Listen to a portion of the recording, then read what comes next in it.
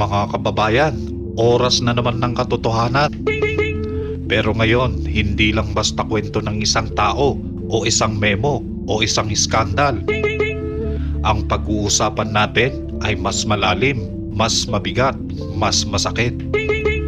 Kasi ang totoo, ang ating mga pulis, mga tao na dapat nagbabantay sa ating kaligtasan, madalas ginagamit lang. Ginagamit ng mga politiko, ng mga nasa kapangyarihan para sa kanilang sariling interes. At ang masakit, kapag may mali, pulis ang sinisisi. Kapag may tama, politiko ang nagkiklaim ng credit. Kaya ngayon, samahan niyo ako. Mag-iimbestiga tayo, magtatanong tayo. Tatawa rin tayo para hindi masyadong masakit ang katotohanan. Pero sa dulo, iisa lang ang goal natin, gisingin ang buong kapulisan. Unang tanong, paano ba gumagana ang sistema? Simple lang, may politiko, may pulis, may utos. At kapag sinabi ng politiko, pulis, bantayan mo ito. Hindi mo pwedeng tanungin kung tama ba o mali, basta go ka na lang. Pero tanong mga kababayan, kung ang utos ay para protektahan ang interes ng politiko, hindi ba't ang pulis nagiging bodyguard na lang? Kung ang utos ay para takutin ang mga kalaban sa politika, hindi ba't ang pulis nagiging bully na lang?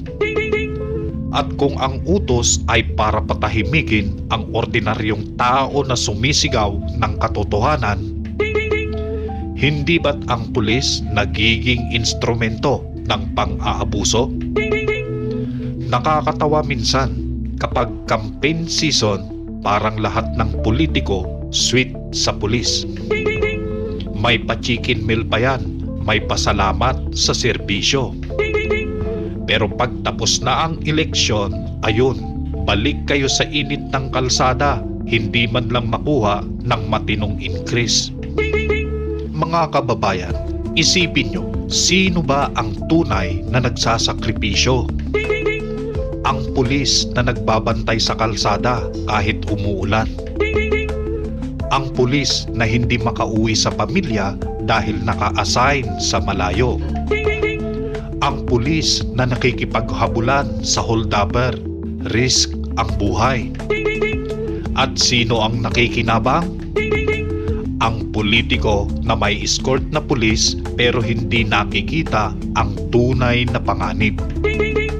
Ang politiko na ginagamit ang puwersa ng kapulisan para ipakita na matatag siya.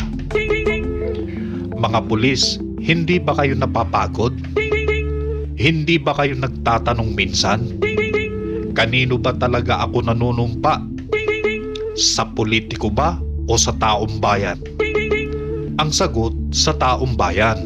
Pero sa sistema ngayon, parang nakatali ang mga kamay nyo. Parang remote control na hawak ng mga nakaupo sa kapangyarihan. Isipin nyo, kung may politiko na galit sa kapitbahay niya kasi may ingay yung aso, baka ipa-checkpoint pa kayo para habulin yung aso. Ganon kaliteral ang paggamit. Nakakatawa pero totoo. Hindi ito bago, historical na ito. Noong panahon ng martial law, ginamit ang pulis at militar para patahimikin ang mga kritiko.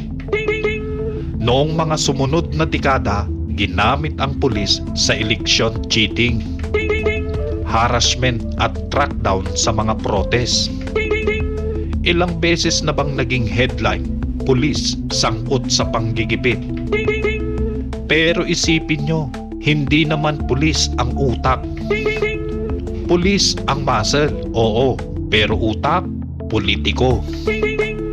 Kaya ang tanong, bakit laging pulis ang napapasama? Bakit kapag nagkamali, pulis ang biktima ng public outrage? sino ba ang nag-uutos? Quick break mga kababayan. Alam nyo ba ang kaibahan ng checkpoint ng pulis at checkpoint ng politiko? Kapag pulis ang checkpoint, hahanapan ka ng lisensya. Kapag politiko ang checkpoint, hahanapan ka ng loyalty. E paano kung pareho silang nag-checkpoint? Ayun na, wala ka ng lusot. Pero seryoso, minsan parang ganun ang sitwasyon ng kapulisan. Kung sino ang may hawak ng kapangyarihan, dun ka dadaan. Kaya minsan, yung mga pulis parang natatrap sa gitna. Isipin mo, kung hindi ka sumunod sa politiko, tanggal ka. Kung sumunod ka man, sabit ka sa kaso. E anong pipiliin mo? Kaya tuloy maraming pulis nagiging tahimik na lang para safe. Pero hanggang kailan? Mga kababayan, napansin nyo ba? Kapag may iskandal, madalas tahimik ang pulis. Tahimik kasi takot. Tahimik kasi baka mawalan ng trabaho. Tahimik kasi baka mapalitan agad. Pero tandaan nyo, minsan ang katahimikan mas malakas pa kaysa sa sigaw. Kapag lahat ng pulis sabay-sabay tumahimik sa utos ng politiko, ibig sabihin nun, hindi na kayo nagpapagamit o magpapagamit. Kapag sabay-sabay kayong nagsabi, ang sinumpaan ko ay serbisyo sa taong bayan, hindi sa iilang tao, doon mararamdaman ang totoong lakas ng kapulisan. Mga kababayan, malinaw. Ang pulis ay para sa peace and order. Ang politiko ay para sa power and order. Peace versus power, magkaibang misyon. Pero ang masama, yung politiko ginagamit ang pulis para i-maintain ang kanilang power, hindi ang peace. Kaya tuloy, ang pulis nagmumukhang extension ng political machinery. Question, kung walang politiko, anong gagawin ng pulis?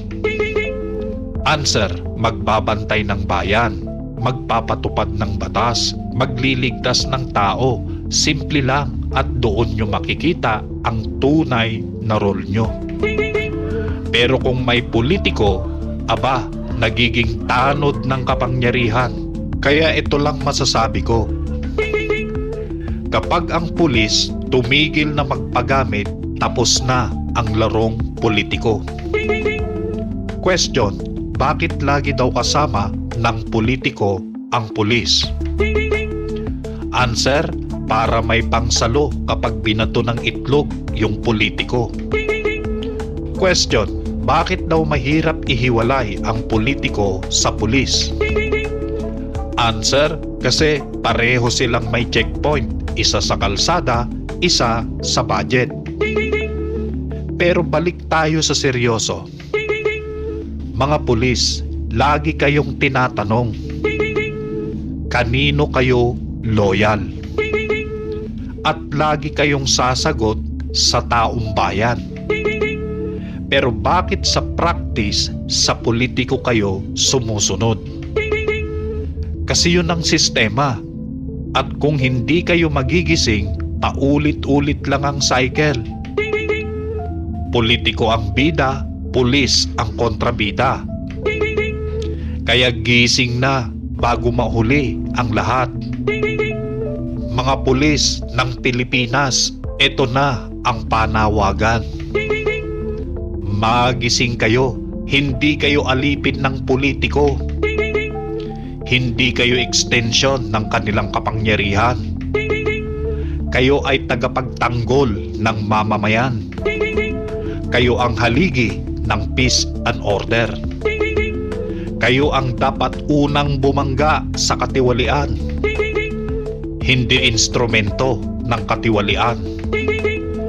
Kapag kayo'y nagising, kapag kayo'y tumayo, kapag kayo'y nagsama-sama, wala ng politiko, ang makakagamit sa inyo. At kapag nangyari yon, doon magsisimula ang tunay na pagbabago. Mga kababayan, ito ang mensahe natin. Pulis, magising ka. Hindi ka tauhan ng isang tao. Hindi ka sundalo ng isang politiko. Ikaw ay sundalo ng bayan. At kung gigising ka, gigising din ang buong sambayanan. Ito ang Gising Bayan PH. At tandaan, ang hindi nagtatanong natutulog. Kaya gising bayan.